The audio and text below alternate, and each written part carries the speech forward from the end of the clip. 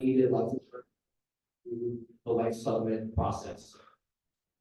Well, without further ado, Valerie Medina is a wonderful member of the council and has agreed wonderfully to sponsor our meeting again this morning. Valerie's firm is amazing. I've known Valerie for probably 15 years now, which is crazy. So without further ado, Valerie, looking forward to hearing about Trust Properties USA, and thanks again for sponsoring this morning.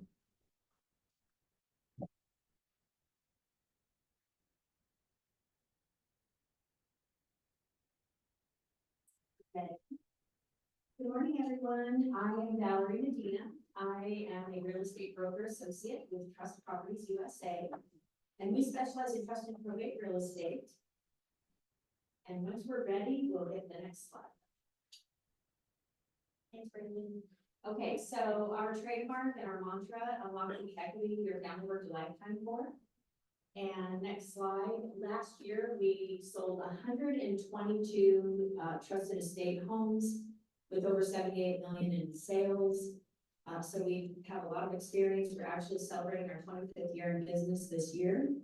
The challenge that we come across, and the reason we get the referrals that we do, is because there are financial constraints when trying to fix up the family home and sell it at the highest value possible. There's sometimes family conflict, there's repairs that are needed, but again, there's no liquid to make those repairs. And then sometimes the trustees or the administrators, they live out of state, they're not even here in San Diego, so they don't have the means or the time to be here to manage the sale of the estate home. And so the solution is, we handle everything from A to Z. We have resources from full renovation, with a licensed contractor. We do evictions, lockouts, we do foreclosure avoidance. We insure the property, we'll dispose of the personal property or sell it, and then we secure the property. So those are just a few. The next slide, we're known for renovating the property. So when it's referred to us, it has a lot of deferred maintenance. It might be a home that the family owned for 50 years and never did any improvements.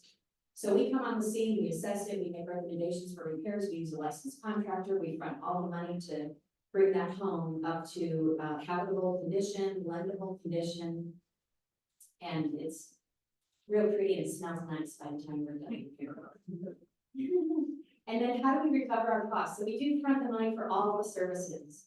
And we don't charge any interest, points, fees. We don't even put a lien on the property. We just front the money. We have unlimited funds. We don't have a budget. We just front whatever is needed. And it has to make sense. We do our assessment up front and then we make our recommendation. Once escrow closes, we're reimbursed dollar for dollar and all the charges of regular realtor commission. The people we serve, they are estate sellers, so anyone who inherits a property, or professionals. So our referrals come from estate planning attorneys, CPAs, fiduciaries, financial planners. And then our fix and sell strategy. You're so good, Brandon, thank you. So it's 3 simple steps. It's 0 upfront cost, we flip the home, and the family keeps the profits. I'm going to finish up with a case study. This is a home on 69th Street, right by San Diego State. It had total deferred maintenance. It just, these photos are after the hoarding was removed. But the as-is sale was $750,000, and I was being generous with that price. And then the next slide, you can see the after photos. All of our properties look like new model homes because that's what buyers want. And we sold it for $925,000. So on the next slide, that seller, that estate, that family really gained an extra $91,000 after the repair. We put in $83,000, almost $84,000, and we got that money back. And you know, the estate got to keep that extra $91,000. So we love being a resource. We love being able to sell that home so that it's not going to a cash investor. That beneficiary, we had beneficiary and administrator, Joe, he gave us a 5-star review. The next slide shows our team. I'm not single agent, just working alone in my own brokerage. We have offices all over the state of California and in Florida. This is our team, and we have a lot of support in the background as well. And so I'm Valerie Medina. My flyer is on the table if you want to take home any information. And I'm going to finish up with a video. Thank you, everyone.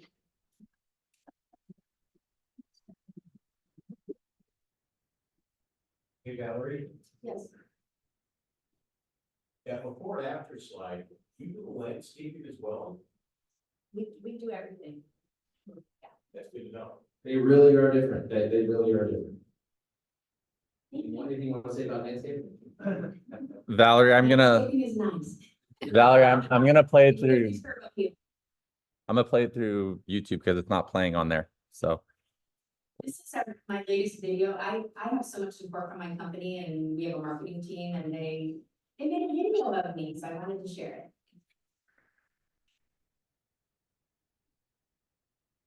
go ahead, we'll take this. Let me end this. Bring over.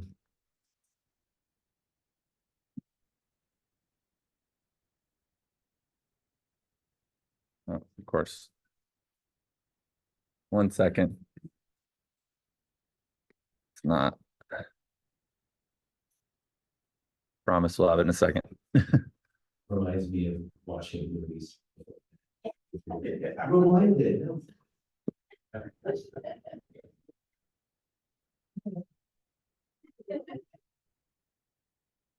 says it. I really love my role as a trust and probate specialist. Trust and probate process is really different than a regular real estate sale. There's oftentimes such complex issues that need to be addressed before the house can even be sold. When I come on the scene, I'm able to navigate through the entire process and get to the point of selling the home at the highest market value possible. We find creative solutions to complex problems. When I assess this property as is, with all of the issues and complications, the as-is value was extremely low. By the time we listed the property, the increase in equity was well over $100,000. I'm Valerie Medina. I specialize in trust and probate real estate with Trust Properties USA. Thanks, Valerie. We heard you loud and clear. This is how AI optimizes my system. For optimizing. Great. Thanks, Brandon. Appreciate that. Thanks again, Valerie, for sponsoring. Really good to see you. And you guys really are different. You do things differently. So thank you. Appreciate that. All right, we're good. Well, we loaded the next video. I'm very happy to introduce everybody to Javier from Coastal Roots Farm. Many of you may be familiar with Coastal Roots Farm. It's just up the street from here. Many of you may have visited yourself or had your kids visit on a field trip. But Coastal Roots Farm is really an amazing nonprofit treasure that we have up here in North County. Happy to have Javier, the CEO and director, here to tell you a little bit more about Coastal Roots Farm. Javier.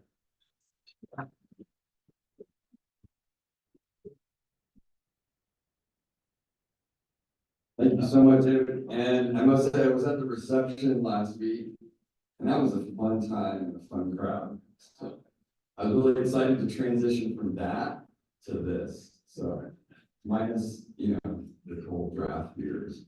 So yeah, my name is Javier Garoto. I'm the president and CEO of Coastal Roots Farm. And I'm just going to run through a very brief presentation. How many of you really quickly have heard of the farm, just to get a sense? Awesome. Yeah, that's like 15%. So Coastal Roots Farm, we'll just go to the next slide. Do I control it? You can take it from here.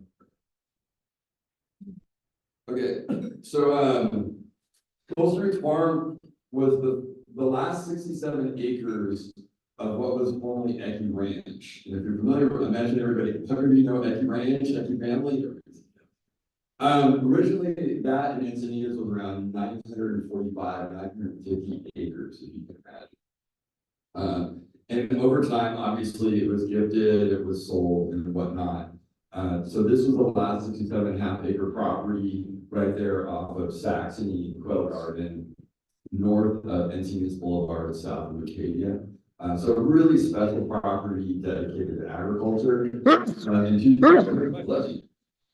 2012, it was purchased by the Bernstein Foundation, and they had an intention behind that land, and one of it was to actually keep it ag there in the community. So the farm was established in 2014 and became a nonprofit in 2015. So we are in our 9th year, heading towards our 10-year anniversary. I've been at the farm about 6 of those 9 years, and it's just been an amazing experience coming through and participating in the growth of the organization, which I'm going to share with you. Next slide, please.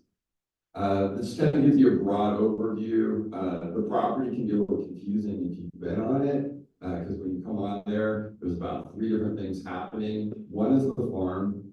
The other one is the Leach Stack Foundation has their offices, and then there's a co-working space officing around 30 plus nonprofits. They have a lot of programming that kind of uplifts the nonprofit community, symposiums, events, and so on. And then the third thing on the property is all these other greenhouses. So when you come to the property, if you've been on the property, we're not in any of the greenhouses. And I'm going to talk a little bit about how we farm versus that. But what they did, which was pretty interesting, was they set up Encinitas Properties LLC, and the greenhouses that are rented actually help support the cost of maintaining and running the property, which allows for these other entities, the farm and what is Impact Cubes, is now what they call it, uplifting the nonprofit sector. So it kind of feels a little bit like a university campus, pretty exciting. Next slide. So on the property, there's a lot of different things happening, but it's easier just to run through these pictures. And I'm going to invite anyone that wants to come out for a tour, please follow up, and I'd love to give you the full tour of the property. So we talk about nourishing community is kind of like our tagline, and there's a lot of ways that we do that. People, as they understand our mission, learn very quickly that it's not just about farming and making food available. It's also heavily about education, programming, and all the ways that we can uplift the community, intergenerational, multi-generational, and I'll go through that programming. Next slide. So the farm, as it was founded by the Leach Stack Foundation, was very much founded on the premise of being a Jewish community farm and guided by these values of the Jewish organization.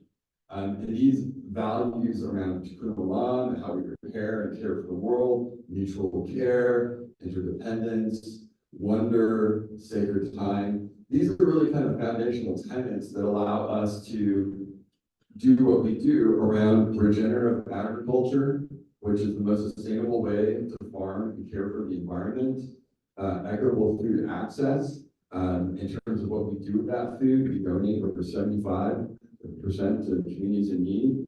Environmental education, which I'll hit that in a second as well. In terms of inviting the community, schools and groups from throughout the county to come to the farm, and then uplifting vibrant Jewish life, but also making it very much a welcoming place and space for people of all backgrounds.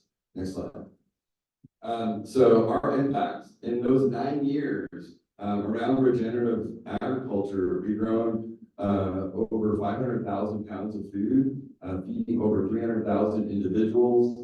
On average, around 72% of that is donated, but I could tell you since COVID, it's been more in the 80s in terms of what we've made available for people. We also divert waste from the landfill. We create all of our own soil and compost. So since inception, over 6 million pounds of waste diverted from the landfill. We don't bring any outside inputs. We create all of our own soil. Over 37,000 youth coming through our education programs, and in entirety, over 84,000 people coming to the farm. So it's a property that not a lot of people are aware of, but I've been working in nonprofits for close to 25 years, and I must say the impact of this organization and what it does is very robust. us. We have probably one of the largest environmental education programs in San Diego County. We have 7 full-time educators. We're currently serving over 10,000 youth. Next slide, please. So a little bit how we farm. Regenerative farming, focusing on that area, and we are CCOF certified organic. So regenerative farming, you're starting to hear a lot more about it. There's a film that just came out, Common Ground, talking about that. It really comes down to a couple key tenets. One is we don't use any harmful fertilizers or pesticides. The second is we're pasturing animals. In our case, it's just chickens. We have about 150 birds that in 2 mobile flocks that we rotate through the fields. And what they're doing is they're helping with our pest management. So they're eating insects and insect eggs and so on. They're fertilizing the soil, and then we're rotating through the fields. The third is cover crop, which is rather than just letting the land fallow, we plant a cover crop, which can be a barley or vetch or clover or something like that. That's going to pull nitrogen and nutrients into the soil and keep that microbial world rich and moist and intact. And then after that, we'll cover it with this tarp. We call it occultation tarp, which means block out light. And then we're just going to let that kind of simmer and cook down, so to speak. And then once we pull that back, we can direct seed and plant. So what we're not doing is we're not tilling. So when you see large-scale monocrop culture and what happened here in the United States back in the day in the Dust Bowl, that was because of all these practices of harmful fertilizer and chemical over-tilling the soil, and we are actually losing topsoil in the United States and around the world at an alarming rate because of that style of farming. So all this being said, when you come to the farm and the food that we provide in the community, it is like the most top quality produce that you can imagine. Our eggs on Sundays, best pasture-raised eggs you can imagine. We are growing around 80,000 pounds of food per year. When I came to the farm 6 years ago, it was around 25,000 pounds. And that's because we developed this agroforestry system, which is one of the largest in the region. I won't go too much into that. And so what do we do with the food? So next slide. Or actually the people this will just kind of highlight what I was talking about in terms of what we're putting into the soil, right? With the chicken rotation, the cover crop, and covering it. And then it's always about what you're putting into the soil and kind of what you're taking out when you're growing your crops and the nutrients and so on. Next slide.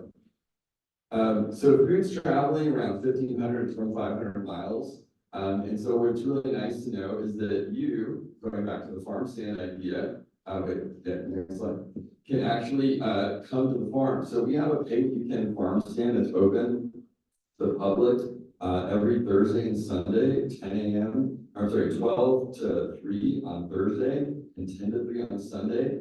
And anyone can come to the farm and choose how much they want to discount up to $30. Because we believe that everybody should have equitable access to fresh, organic, nutrient-dense produce. All the food that's going out into the community is 100% donated thanks to community and philanthropy. And so we're serving elderly, indigenous, native families, low-income Hispanic families, partnering with this community clinic, low-level active duty military families, going out weekly to Holocaust survivors, Mercy Canterbury housing for low-income seniors. All these community organizations, we're bringing the food direct to them at no cost. So we're our own supply chain, which was pretty nice during COVID, during the pandemic, where we're going literally from seed to beneficiary.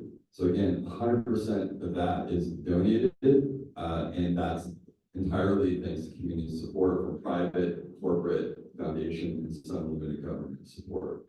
Next slide, please. And we'll just a couple slides with this real quick. So pay-what-you-can farm stand, this is what you come and this is what you see. A lot of people say, like, I don't want to shop there because, you know, that's for other people to know. We actually, when you come and you pay, what you pay supports the farm. So we encourage that. But then also we provide it where you're shopping shoulder to shoulder. You might be living in a nice home, and the person shopping next to you, you may or may not know, is living out of their car. Everybody's getting the same quality experience, the very high quality produce, as you can see, and it's only what's seasonal. Next slide. And then very briefly, our environmental education programs are extremely robust. It's pre-K through 12th grade. Kids are coming throughout San Diego County, literally from South Bay, north of Fallbrook, all the way inland. We provide these experiences. Currently, we're tracking over 10,000 youth coming through. Over 50% of them are coming on scholarship, meaning that they're not paying for all or part of their program and transportation costs. And again, that's thanks to private support from the community, philanthropy. So we're very proud of that. We also have an internship program, community programs, and the like. Next slide. And then if you go on our website, you can see more about what our offerings are. Again, very robust. We offer a nature play experience for young families, Thursday, Friday, Saturday, Sunday morning. After school on the farm camps, over 700 kids will be coming to the farm, many on a scholarship this summer, field trips, tours, private events and whatnot. Next slide. This kind of just shows you some of that growth of the overall programming coming onto the farm. So it's just pretty radical. I think the graph says it all. Next slide. And then just community events. We've got so much going on all the time. Also, if you're interested in even volunteering, there's ways that you can come up, just go on the website, you can sign up to come in for a volunteer. We also, with our corporate partners, we have a lot of companies that come on to volunteers, like a team building thing. We offer corporate events and gatherings, meals, business meetings, and all that sort of thing. But we get a lot of companies wanting to come out. Next slide and last slide. Yeah, very good. That's it. These are ways you can support. Help, in terms of these are all the things that we're doing with the farm. And then last slide. These are some upcoming events if you wanted to check it out. We have our Farm Film Music Series. The next one is going to be Send Kelp. And we have another cultural performance coming up. And we also have launched our Farm to Table Dinners, which we feature Icorn meeting. It's other life. Hey, no, that's awesome. This is great information. Javier, that's amazing information. We have it right here in our backyard, and Javier, people can just show up to grab some coffee, right, and network and hang out at the coffee cart. Once we get it permitted. Once you get it permitted, okay. Coffee cart is coming. Coffee cart is coming. So this will actually be a great place to kind of socialize the network as soon as it's permitted. It's outside, you're sitting in the middle of the farm, you can get coffee, you can get snacks. It's a great location. Javier, thanks again, and anyone for more information, just contact Javier, hop on the website. Appreciate that. Next, Pete Tendler with Trifectas, and then we're on to our main event. Pete. Great. Good morning, everybody. Good morning. Good morning, everybody. Good morning, Pete. Thank you. A lot of new faces here for the first time, so welcome guests and welcome back returning members. We created a trifecta. Trifecta is I'm going to put your business card in this bowl, and I'm going to pair you up with two other people. Hopefully it'll be people that are going to complement your industry, help you grow your business, and get together for coffee, breakfast, lunch, happy hour, hikes, whatever it is, and just get to know people on a more personal basis. So if you're online watching this, you're missing out. We're a great group here, try to attend. But if you want to be part of the trifecta, email me before the end of the day. Email address is pete@reversemortgage1776.com. Thank you, David. Thanks. Yeah, encourage everybody to participate in the trifectas, even those folks on Zoom. Really good way to get to know people outside of the council. Hey, Chris Dress, is that you? It's not good to see you, man. Happy New Year, long time. Well, without further ado, Tom, we're so happy that you're here. And Brandon, really appreciate your introduction to Tom. Tom, thanks again for your time this morning. We're going to blast through about a 45-minute to an hour presentation, questions and answers at the end. Thanks again for being here, Brandon. Good morning, everyone. I'll keep it super brief just to keep the main show on pace. I'm Brandon Robbins with Bernstein Wealth Management and the crypto HR of the firm, but I'm sure about it for Tom. So who are we as a firm? So for 55 years, our mission has been simple: to provide institutional quality advice to the high and ultra high net worth investor. And as a firm, we maintain that same mission statement throughout the course of 55 years. For those of us in this room that have been practicing for the last decade, we know that things have changed. We noticed that the markets are down, but at the same time, the one thing that we realized as a firm, that our structure, our unique structure as a fiduciary and as a team provides better outcomes for our clients. So moving quickly on to our second slide. There we go. That was me. Apologize. Oh, against each other. So it's a division of paper. So I'd like to take a couple minutes just to introduce some of our members of the team that are here in our audience. We have Ryan Borlone here in the front. We have Caroline Hans. We have Chris Stress, who got some very little shout out there in the back. See this? And then we have Christine Wexler, who's our new managing director here in San Diego. So I know people go into the firm, but if you're interested, you want to learn more, you have to meet with any of us. And so that's our structure. Our structure is truly one of our competitive advantages. In most of our competitors, you have the advisor. The advisor's job is to not only meet with the client, but it's to manage the assets, and then to do some trusted estate planning work on the side if they have that skill set. Whereas for us as a firm, our job as advisors is to constantly discovery, to work with the clients, to figure out their charitable intent, their philanthropic needs, their tax situation. And then only after deeply understanding them, it's to introduce them to our wealth strategies group. And so that's where Tom and his team did. So our wealth strategies group, we refer to them internally as our think tank. We're the largest private research effort on Wall Street, and it shows, and we hope to demonstrate that today. And then only after we build that plan, then we bring our investment strategies team and utilize the process to build it, buy it, or partner with it to create investment structures that we need for our clients. So with that, I'll turn it over to Tom to talk about our planning.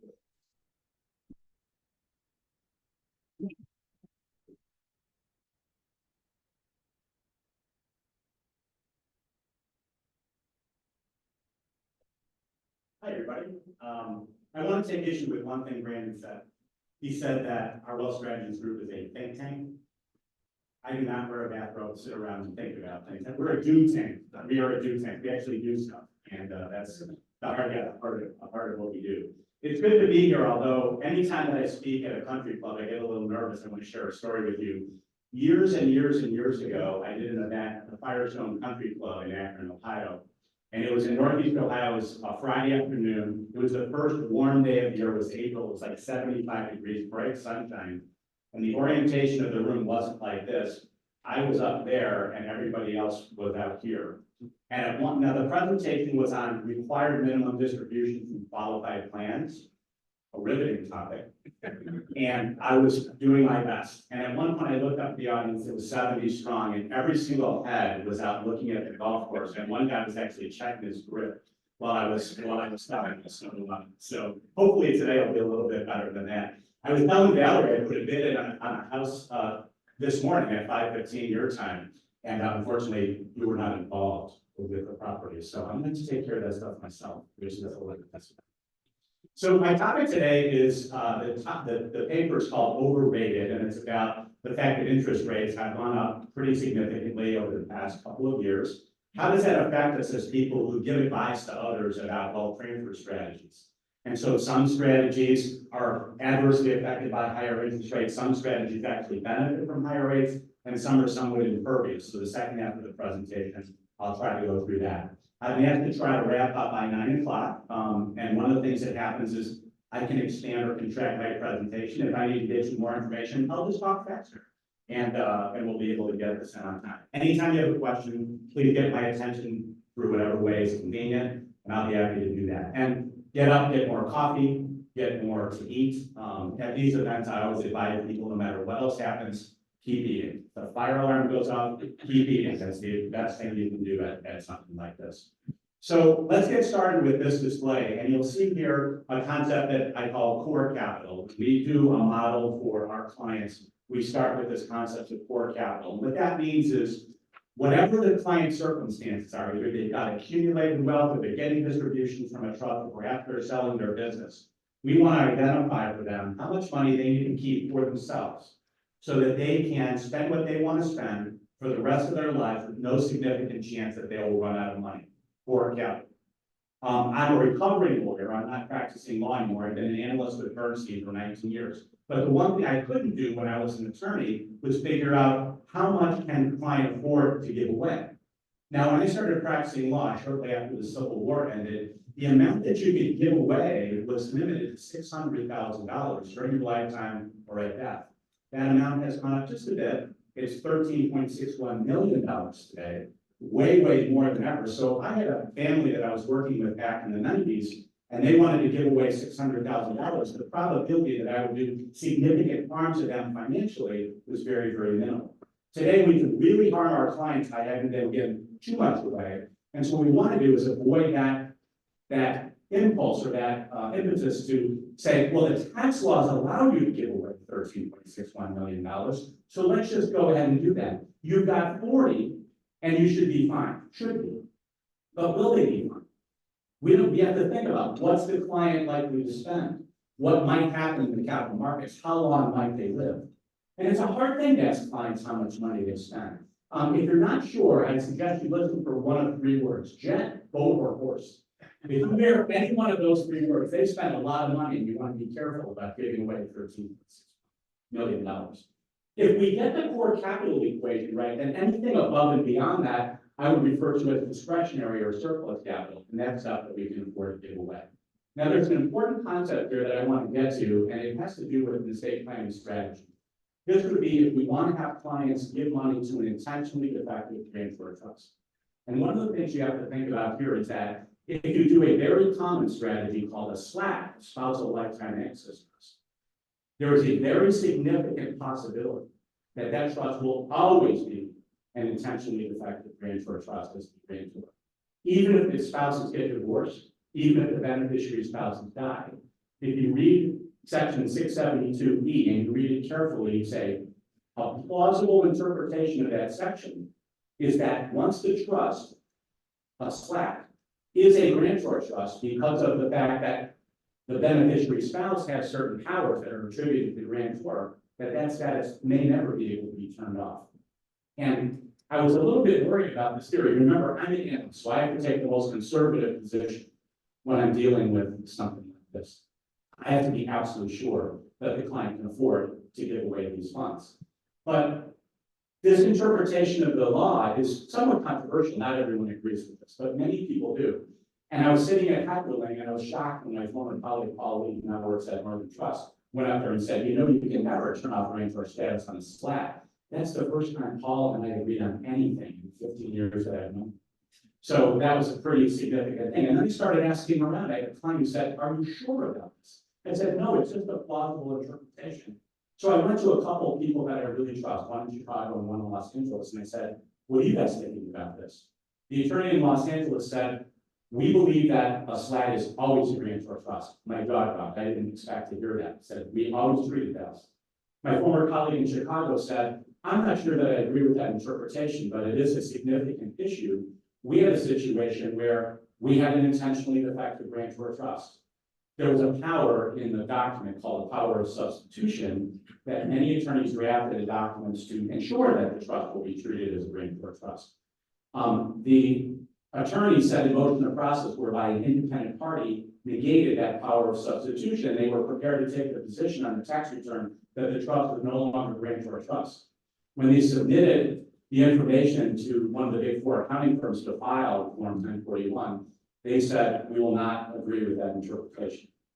We need you to decant the trust and put it into a trust that has never been a grantor trust, and then we will sign the return.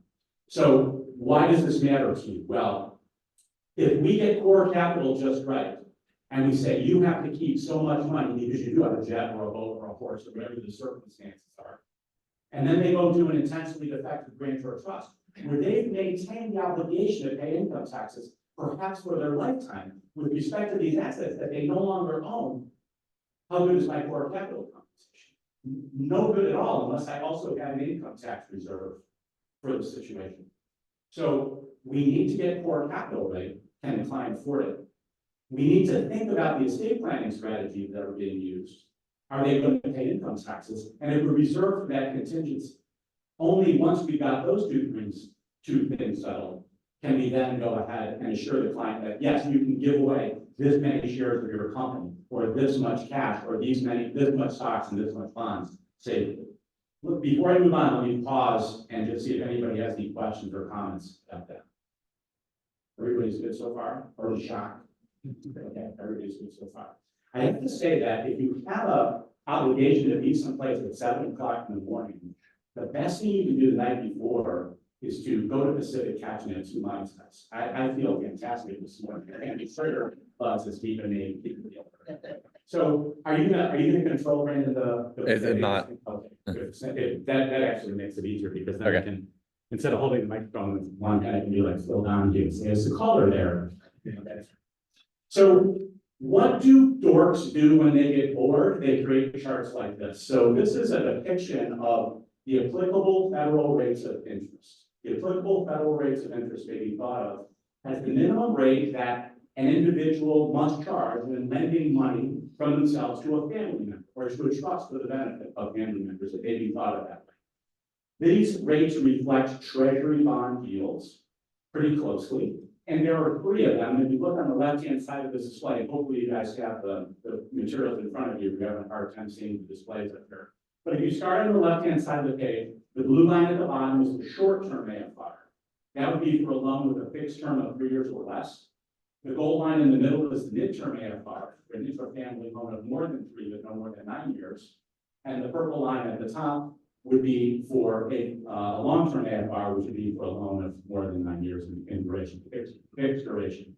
The distribution among these 3 curves on the left-hand side of the display is pretty normal. In other words, these rates tend to be separated by about 0.75% of interest from short to mid and from mid to long.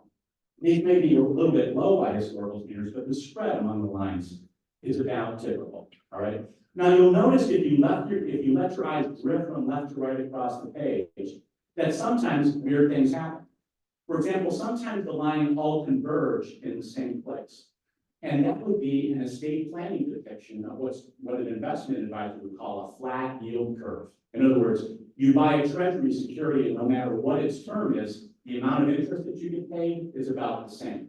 When these lines converge, as they do in several places, that's a depiction of a flat yield curve. The other thing that you'll see is sometimes the lines cross, and that an investment advisor would call an inversion. And typically when there's an inversion, here's what you're instructed to do. Go to Home Depot, buy a shovel. Go into your backyard, dig a hole, get inside, pull a tarp over your head, and don't come out until the inversion is over. Something really bad is about to happen in the economy. That's not true right now. The inversion that we have right now is depicted on the right-hand side of the page, in that the short-term AFR, which logically should pay the least amount of interest in a normal environment, is actually the highest rate that we have on the board right now. And that's because, as we all know, the Fed has been pushing up interest rates at the short end of the curve aggressively to try to curtail this inflationary period that we seem to be stuck in, or at least maybe that's going to abate a little bit. We'll see. But that's the highest rate on this page. And that's an inversion. That's not normal. That's not typical. The long-term rate is the second highest, and the midterm AFR is actually the shortest or the smallest rate on this page. So these rates are very, very important. And let me introduce you, first of all, to why that is. If you go to the next page, we'll take a look at that. So this is a cost of capital example. Now come with me in the Wayback Machine to 3 years ago, July of 2021. And we would have a situation where someone had been advised, perhaps by an attorney or CPA or an investment advisor, and said, the law allows you to give away $11.7 million. This was 3 years ago. The basic exclusion amount is $11.7 million. So someone went into grandma who's 8 years old and said, you should give away $11.7 million because the law says that's what you should do. And so she may come to us and say, I've been advised to do this. Okay, fine. What's the problem? I don't want to give away 11.7 because it seems like a lot of money. So you say to grandma at that time, well, then don't give that money away. Let's create an intentionally defective grantor trust for the benefit of your children and grandchildren and future generations. And let's lend that trust $11.7 million rather than just give that money away. And grandma can sit there and ruminate on the situation, decide whether she's going to make a gift of $11.7 million with the stroke of a pen by forgiving that debt. So we set this process up and we put that in motion. Now at that time, we had to charge the applicable federal rate of interest. And if we said to grandma, let's do a 3-year loan, the amount of interest that we would have been required to charge in July of 2021 was 12/100ths of 1%, not 1/8 of a percent. And the amount of interest that you would have to pay to borrow $11.7 million from Bernstein at the time was about $14,000 per year. At the end of the 3-year term, all the principal would be due. In the meantime, we get to use $11.7 million of Bernstein's money at an annual cost of $14,000. You take that deal right now, I would be getting a lot of support for this. So that's almost a no-brainer. Cost of capital at that time was essentially free. And so why would anyone make a gift under those circumstances when money can be borrowed or assets can be sold in exchange for an installment note and the cost of capital is essentially zero? If we tried that same trick today and we use the lowest rate available to us, which is the midterm AFR, cost of capital has gone up just a bit to more than $532,000. And that should give you pause. If you made a loan today and the cost of capital of the trust wasn't $14,000, but $532,000 a year, and we invested in global stocks, we expect that the amount available in the trust 3 years from now would be about 25% of the amount that we would have expected to be available in the 3 years if we set up the process in 2021.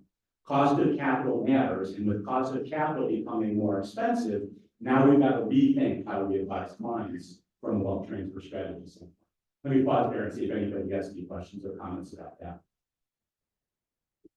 So earlier, I brought up core capital and cost of capital and all kinds of things like that. I'd like to introduce something that's not actually in the display, so we'll just stay on this page for this moment.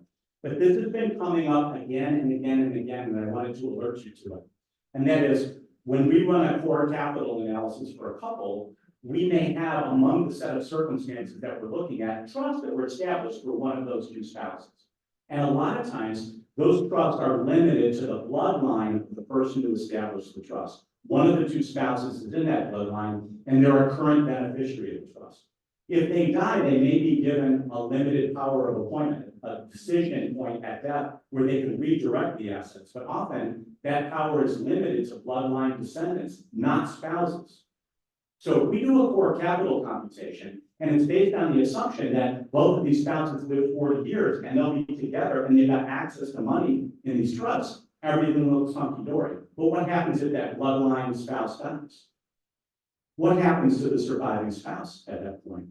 If she or he has no access to these trust assets, is there enough money in the system to support her or support him? And this has come up again and again and again. And so what we've done is when we run our analytical models and use a very, I heard the word robust, so I might as well use it again, robust quantitative model to help us figure these things out.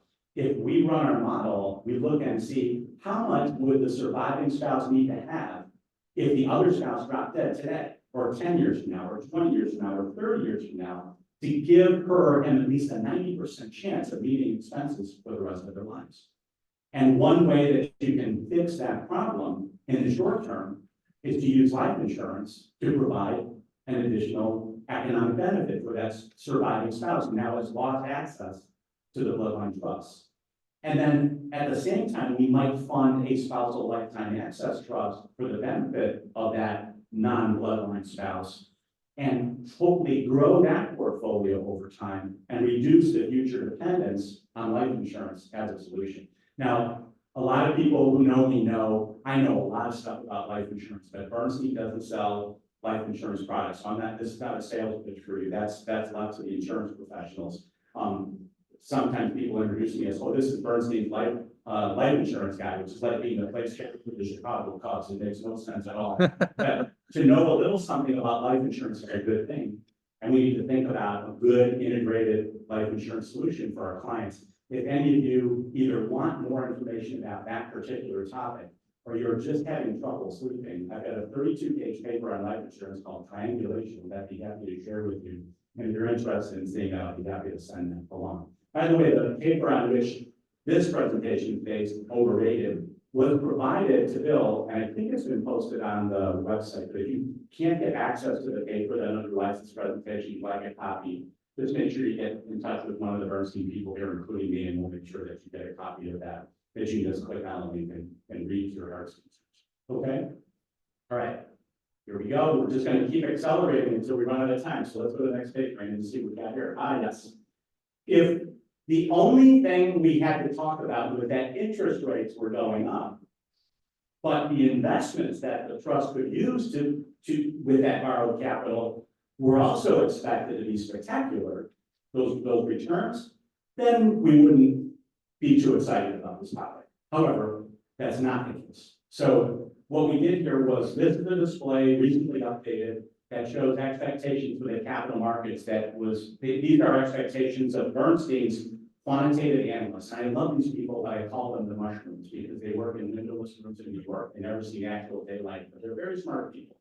And if you ask the mushrooms, they'll tell you an all bond portfolio over the next 10 years is probably going to make about 2.2% per year. A global stock portfolio, a little bit more than 6% per year. That's the 10-year expectation. Those are compound annual growth rates. Those assuming after inflation adjustment. These are nominal, not real returns. So the question was, is it after adjusting for inflation? The answer is no. So that if inflation, if we run out, let's say 10 years in our inflation assumptions, our quantitative analysts, we have fundamental and quantitative. So quantitative analysts would say inflation should run at about 2.8% for the next 10 years. That's a negative return, right? This return here is about 3.5% on an inflation adjusted basis, pre-tax. This is not good news, people. Okay, but these are the market expectations going forward. Now, I have to admit that over the last several years, we've been cautioning our clients and anyone who will listen to say, don't expect to get the same kind of returns that you've gotten historically as we move forward from here. And every year, the market seems to surprise us with returns that are kind of unexpected. But this is kind of what's loaded into the economy right now. So if we're going to be conservative and we're going to look at publicly traded securities, not private businesses, not private equity, not some of the other interesting things you can do in investing, this is kind of what we expect. So if we put these returns into the situation, how would that change our analysis frame? If we go to the next page, I've got a real simple example here, sort of playing on the last example. By the way, in the paper, I use the term arbitrage to describe how much you have to pay cost of capital versus what's the expected return. And one of our investment specialists, Chris Brayton, said, Tom, that's not arbitrage. And I'm not a financial guy, I'm an engineer. I never took a finance class in my life. I was using arbitrage. So I said, what if I put arbitrage in quotes? Would that satisfy you? He said, no, but that's what I did anyway. But the concept is we're looking at the spread between what a trust could borrow money at and the expected return that they would have. So again, let's go back into the Wayback Machine to July of 2021. And if we look at back then, what the return expectations were for global stocks, approximately 6%. If we lent money to an intentionally defective grantor trust at that time, then the grantor, not the trust, would pay all the income taxes on it. And the cost of capital to the trust was essentially zero. So if the trust invested and got a 6% return and paid no tax and essentially no interest, they got to keep all 6% of that return. If we did the same trick today, with the same expected return of about 6%, the trust still doesn't have to pay any income taxes. It's a grantor trust, but it has to give back 4.5% approximately, of the 6% return that they would get on the investment. And if that holds up, then to get to the same expected result we would have expected in July of 2021, you have to put 4 times as much money into the trust in order to get the same outcome. That means instead of lending the trust $11.7 million 3 years ago, today we have to lend the trust $51 million to get the same expected outcome. And that's the problem that we're in. That is the essence of the problem. And so then the question becomes, what do we do about that? And one thing we could do, if you go to the next display, is to, could you go one more slide up from there? Okay, this display. And one of the things we could do is instead of lending money to trust, we just make it gift. We can talk to Graham about doing that. There's one really important thing about this display that I want you to know. This picture of sunset, I found it on the internet by myself, and I pasted it into the display with no help from anyone. So when people say you're technologically in uptown, I just want this display and say, take a look at sunset. Yeah. So there you go. So right now we know that the basic solution amount that anyone can give away for gift and estate tax purposes is $13.61 million. If they haven't made any other big gifts during their lifetime, $13.61 million. Next year, as we look forward and project what inflation might be, it'll probably be a little bit more than 14 million. And then in 2026, what happens? It'll get an inflationary bump, that's the good news. But the bad news is if we revert back to pre-2017 law, that amount will get slashed in half to about $7.2 billion. All right, 7.2. So 13.61 today, a little over 14 next year, and if nothing else changes, 7.2 million in 2026. So there's this 18-month period right now where people who want to take advantage of the current law would need to act and do something. And we've heard this story before, right? About a decade ago, when we were supposed to go back from 5 million to 1 million, that never actually happened. I think Mitch McConnell and Joe Biden went off on a bend or somewhere and decided not to do that. And that was, and then they kept the law as it was. Will that happen again? Some people are speculating that it might. Steve Akers at Bessemer is one of the people out there who said, Steve says, I think there's bipartisan support where we might see the exclusion not get extended. I'm way more skeptical than that. I'm trained as an engineer. Engineers learn a lot of things. One of the things we learn is inertia. And inertia means that an object at rest tends to stay at rest. And what better description of Congress could I give you than that? I just don't think that people are going to get excited about increasing the basic exclusion now. So here's the fact. Why is this important? For a couple of reasons. First, if you have a client and they want to make a gift and it's not going to be more than $7.2 million, they should not be in a huge hurry to make the gift. Why? Because if they get half of their exclusion taken away from them, it won't be taken away from the portion they use, it will be taken away from the portion that they still have in 2026. That doesn't mean that people shouldn't make a current gift. There's a benefit to that. Time value of money. Those assets are appreciating in value. Making a gift, even if it's less than $7 million, makes some sense. But by and large, don't keep arm wrestling people and giving them goodies, trying to get them to do something before 12/31/25 if they're going to give away $7 million or less, because they're not really going to get the benefit of the bonus, let's call it exclusion, the double exclusion that we've got right now. Second, and this is a little weird, only an analyst could come up with this, but if you have a client who is thinking about giving away $13.61 million, and they're reasonably modest spenders, that's not going to do them any harm.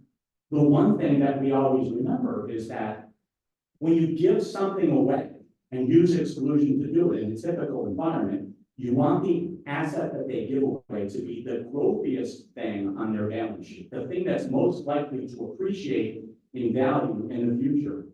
And the great thing about using a grantor trust is if we put something growthy in the trust today, and that thing looks less growthy to us a year or two from now, we can swap that asset out, income tax free, and put something growthy into the trust at the time. And we can do that multiple times.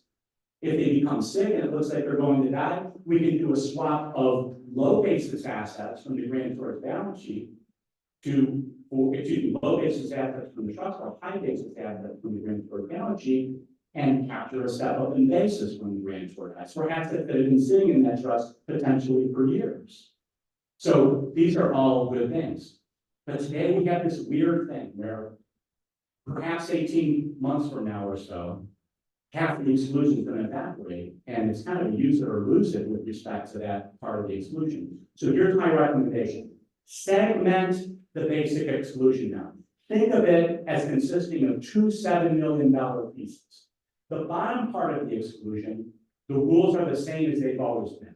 Give away growthy assets. Give away the growthiest stuff that you can find, preferably in an intentionally defective grantor trust. And that makes as much sense today as it's made in the last 3 decades. No problem with that. For the upper half of the exclusion, the part that's about to be taken away, you can be less picky. Okay? You can be less picky. The example that I have for you is there's a couple in Utah, and they got about $7 million of growthy stuff that they're prepared to give away. And they also have a ranch. And a ranch is not an attractive wealth transfer candidate. If anything, it's treading water, that the expenses of maintaining the ranch are about equal to the profits that they're making on it. And it doesn't look like a piece of property that's going to appreciate in value very much over the next year. Could be wrong about that, but it's not an attractive wealth transfer candidate. But it's kind of the only thing that they could use to get the upper half of the exclusion. And ordinarily, I would say, don't give away an asset that might benefit a lot from a step up in basis in the future. Because it's not growthy enough, you might as well just keep it, you might as well not give it away. But in this circumstance, if you think about this, if they give away that ranch property, and let's assume it's worth $7 million, it's not exactly that, but just to make the math easy. They're gonna capture, if we get sunset, a $2.8 million tax benefit for free. And so the property would actually depreciate in value significantly to make that a bad idea. I wouldn't have done this 5 years ago, and I probably won't do it in 2026, but right now, if you've got something that's not a particularly attractive growth asset, you can give it away if you're using the upper half of the exclusion. So this is pretty important. Like, digest that concept and sort of make it part of your thinking as you're advising clients about whether they should, give stuff away or not give stuff. Okay, let me pause there and see if anybody's got any questions or comments about that. Good, everybody's happy today, which makes me nervous. Was there just decaf this morning, or did they have caffeinated coffee? Okay, then I have no explanation. The other thing I advise you to do is if you have a married couple, don't split gifts unless you're sure that's the right strategy. So typically what happens is one spouse, let's say, gives away $13.61 million, and then we decide, well, let's treat each spouse as having made half of that gift. And we'll file the 709s and we'll do the appropriate election and we'll elect to split the gift. Well, the problem with that, of course, is that then each spouse is deemed to use the bottom half for his exclusion, and the top half gets taken away, and when we get to 2026, they'll be left with essentially nothing. On the other hand, if we don't split the gift, and one spouse is deemed to make the entire gift, yes, it's true that they'll be left with zero in 2026. But the other spouse will have something like $7.2 million of exclusion left. So splitting gifts is usually not a good idea in this environment. And we could backtrack on Brandon, that'd be great. So what strategies are likely to struggle in the current environment? Well, a loaner sale to an intentionally defective grantor trust, probably not ideal, but there may be some asset classes where a 4.5% roughly interest rate would be a bargain. Private equity, other sort of high-flying investments, they might be suitable targets, but marketable stocks and bonds, maybe not so much. Grantor retained annuity trusts also would be likely to struggle. The current Section 7520 rate is 5.6%, I believe, remembering this right. And that's pretty high by historical standards. If you've got a stock portfolio that's expected to make a little more than 6, and the cost to the kids, let's say, if we're thinking about this as a wealth transfer strategy, is 5.6%, the probability that that one grad is going to be successful is muted. It's not all that exciting. More about short-term rolling grads than another. But grads probably will struggle. But there's one thing you need to know about grads that's really important. A grad rewards success and does not punish failure. That's right in the Internal Revenue Code. If the grad fails, either because the assets don't grow at the 7520 rate, or the grantor dies during the annuity term, there's no punishment for that. It's a risk-free strategy. On the other hand, if the asset does beat the Section 7520 rate, all that excess growth gets swept out of the estate, and it's going to be held probably in trust for the benefit of the kids. A grad is a heads-I win and tails-I don't lose strategy. And this is an important thing. Some years ago, there was an economist at the University of Chicago who was interested in grads, and he wanted to do grads involving commodities and currencies because he thought you could kind of fix the system and lock in a win. The best way that I can think about describing this is back in 2016, there was the World Series by all the teams in the universe. The two teams that were in that series were the Chicago Cubs and my favorite team, the Cleveland Guardians. And if you wanted to make a lot of money for your kids, the best way to do it would be to say, I'm going to create a $10 million grad on the Cubs and a $10 million grad on Cleveland. One of those two teams is going to win, one of those two teams is going to lose. The losing grad would result in nothing coming back to the grantor. The winning grad would basically double the money for the kids because you make double your money assuming the odds are even between those two teams. That would be fixing the game. What the economists wanted to do was something that wasn't that big of a fix, but I would call a binary grad. There was some doubt about success, but there was likelihood of success. And I said, we could do that. We've got the mushrooms who can help you build that strategy and make it work. So I went to New York This goes back to around that little series of 2016, and talked to the head of fixed income, a guy named Mike Palma, and the head of commodities, who's still with Bernstein, named Leon Jew. And I'm sitting in their office in New York, and I'm explaining to them what finger pump is, what grad is. Here's how it works, and here's what we do, and this and that. And they're just looking at me like I'm the most insane person who ever walked the face of the earth. So Palma was essentially incredulous. He's just looking at me like this. Last time somebody looked at me like that was the captain of the ship I was on in the Navy when I did a perfectly precocious training. You haven't looked at me like this. And then finally slams his hand on the desk and goes, "That's the stupidest thing I've ever heard." And I said, "That's what a grant is. It's the stupidest thing you've ever heard. Like, who would create a tax policy that rewards risk and doesn't punish failure? It's the dumbest thing ever devised." And once they got past that, they're like, "Oh, okay, well, if that's the case, then we can do this. It didn't conversation went on." But you have to recognize the grant is the stupidest thing that you've ever heard. Well, in a high interest rate environment, the stupidest thing you've ever heard may not work well. But it may work well for some things. Things that are either going to be spectacularly good or crash and burn. And so what asset class comes to mind when you think of that? Probably venture capital, right? Venture capital we might be able to structure it so that you can do a grant with venture capital. If it crashes and burns, no punch. If it's wildly successful, the access gets swept off for the benefit of the kids. The other strategy that's likely to struggle in the current environment that comes immediately to mind is a charitable lead annuity trust. And in particular, when I was a lawyer, every once in a while, a client would come in and say to me, "I'm not paying any estate tax." Got it? Got it, hotshot? No estate taxes. Got it. No, I'm not married. No surprise there. I'm not married. So I don't get a marital deduction, but I don't want to pay the estate tax. So I said, "I've got an idea for you. Stand for that. You can leave the maximum amount, the basic exclusion amount in a trust for the benefit of your kids and future descendants, and everything else can go to charity. And no estate tax will be paid." And a lot of times they kind of go, "Oh, okay, that sounds good." I said, "I got one more twist for you. Would you be opposed to giving your kids another bite at the apple then? Of the possibility that without paying any estate tax, they might get more than just the basic exclusion." Say, "Sure, no estate tax, no, I'm not going to do anything to make you pay estate tax. We'll do a testamentary charitable lead annuity trust, a TCLAC.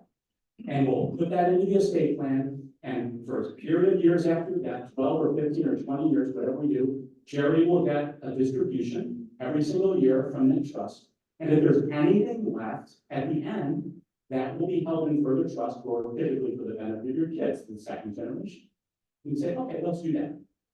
Great, as far as it goes. But my concern at the time, this goes all the way back to around 2010 or so.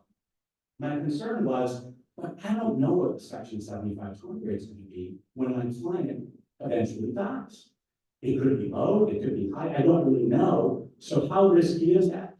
So I went and talked to my favorite mushroom guy named Norman Lippman, who was working in New York at the time, and said, "Here's my problem, here's what I want to do." And he thought about it, pushed the glasses up on his nose, and goes, I've got a way we can do this. We'll just let our analytical model run for 10 years, so we get to a normal economic environment, and then we'll look into the future to see what the 7520 rate might be at any point in time in the future. And that's what Lippman did. And so what he did was we grouped the 7520 rates into the lowest quartile, the highest quartile, and the middle 50% of those returns. And what we found was, if the model predicted a low 7520 rate, the chance that the beneficiaries would get something out of the arrangement was 92%, very high. And actually a $20 million plaque for 20 years would generate about $16.5 million on average for the kids. That's a good outcome. But if we have a high 7520 rate on the right-hand side of the page, it's a coin flip. 50-50 is whether the beneficiaries are getting a nickel out of the arrangement. That's not that good. So that was helpful. And then what I did was I found an article in a state planning magazine by a guy named Matthew Matson, who's an attorney, an tech attorney out in St. Louis. And he had written an article called the Note Clack. And he said in that article, you don't have to fund a clack with stocks and bonds. You could fund it with a promissory note. And that promissory note could reflect a valuation discount because the assets underneath the note are in a family limited partnership or LLC rather than a portfolio of marketable securities. And when we applied a 25% discount to the situation, the probability of success in high interest rate environment went from 51% to 85%. So my suggestion to you would be, if you like this strategy, perhaps you're an attorney and you use it, or you're thinking, maybe I should think about it. One thing to read would be that article by Nansen called Note Flat out of estate planning. If you have trouble finding it, let me know. I'd be happy to send my article, copy of the article with notes all over the margins, but you can have that article. Out of nowhere, his name came up just a month or two ago. And I thought, I've been telling audiences all over the country about this note plan technique. I've never met this guy Nansen. So I found his contact information on the internet, and I called him up, and after a few weeks said hello, and I go, hey, this is Tom Palowski at Bernstein. You don't know me, but I read your article on the note class back in the State Planning Magazine back in the day, and I thought it was a fascinating strategy. I'm an analyst at Bernstein. I do all these models, and in fact, I tested it, and I found out it was really effective. And I just wanted to introduce myself and say hi. He said, oh, is that it? I go, yeah. And he goes, okay, thanks, bye. So you never know what the response will be. So we're running short on time. I promised to get you out at 9 o'clock, so I'll wrap up very, very quickly here. What strategies are likely to thrive in this environment? Well, gifts, obviously, on a relative scale, are much more interesting. Valuation discounts become way more important when interest rates are high than when capital is free. Back in the day, I don't need to offend my friend Todd from the South, but I would say back in the day when interest rates are low, what are you going to get a big valuation discount for? You don't need it. Just put 30% more assets in the strategy, use leverage, and you can get to the same place. You can't do that anymore. So valuation discounts become more important. Preferred limited partnerships, something we did a lot of in the early 90s, that went out of vogue when the installment sales of the potentially effective Grantor Trust became popular. I think those will make a comeback, and a charitable remainder unit trust is a very interesting strategy, especially for business owners who own C corporation stock. If you like the graph because it's heads I win, tails I don't, just think about this. What if I have qualified small business stock, QSBS, and I contribute that to a charitable remainder trust? Maybe that's a separate taxpayer under section 1202. Maybe that trust will get a $10 million exclusion from gain when the business sells. But if it's not, for whatever reason, like consolation prize, it's a lifetime of tax deferral. It's a heads I win spectacularly, it's tails I win slightly less spectacularly strategy. I love the idea of funding charitable remainder trust with QSBS. And then finally, strategies that are sort of impervious to interest rates include short-term rolling wraps funded with marketable stocks, private placement life insurance, something that I have a little bit of expertise in when people aren't having and using that to facilitate more tax efficient investing. And the one strategy that I failed to mention, the qualified personal residence trust. Not a huge fan of that strategy, but when interest rates are high, at least you can make a strong economic argument for that strategy, and happy to talk through any of that with you that want to talk about that some more. Let me just check the time here. So I've got about a minute and a half left. Does anybody have anything that they want to bring up to the entire group? I'm going to stick around, and any of you who would like to stick around are welcome to do so, to kick around anything else that you want to discuss. But thank you for having me out. It's always good to visit a place like this from Cleveland. That's a real reward for me. And with that, why don't we wrap up? Oh, a question? Yes. I see a lot of planning not be done because of step up in basis. Yes. And you addressed it a little bit earlier. Thank you for reminding me about that. A lot of planning doesn't get done because of step up in basis. The first thing I would say is that 63 is not old. Does anyone disagree with that? Good.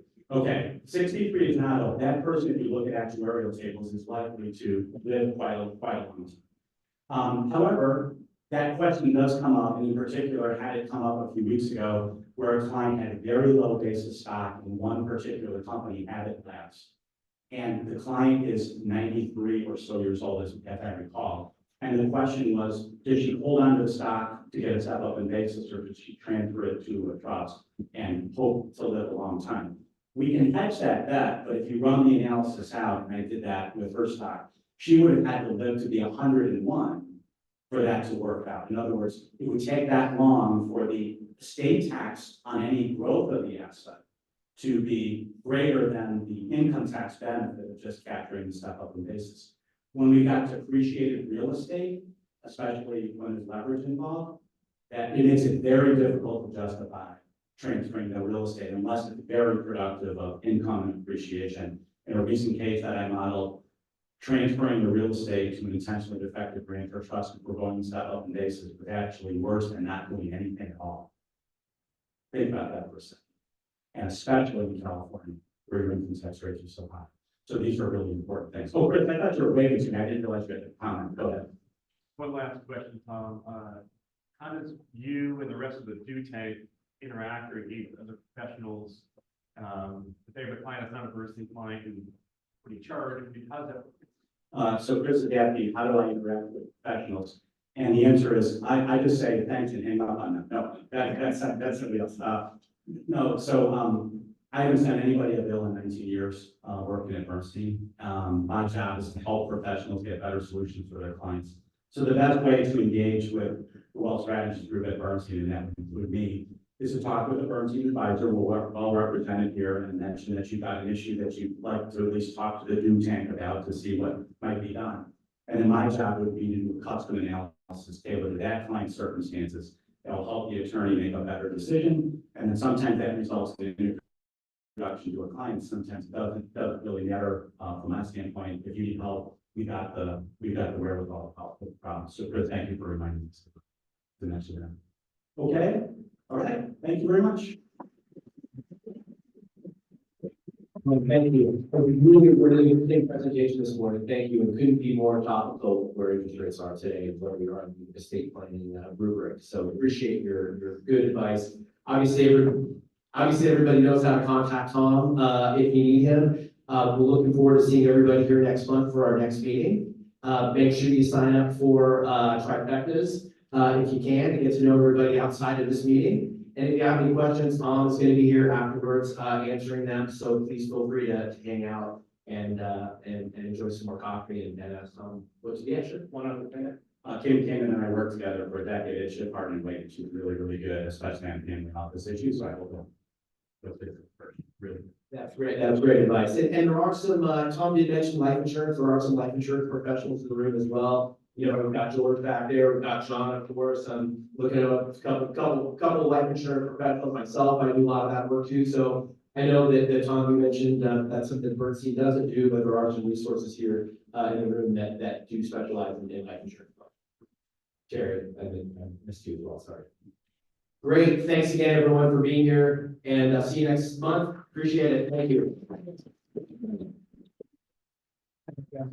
Thank you.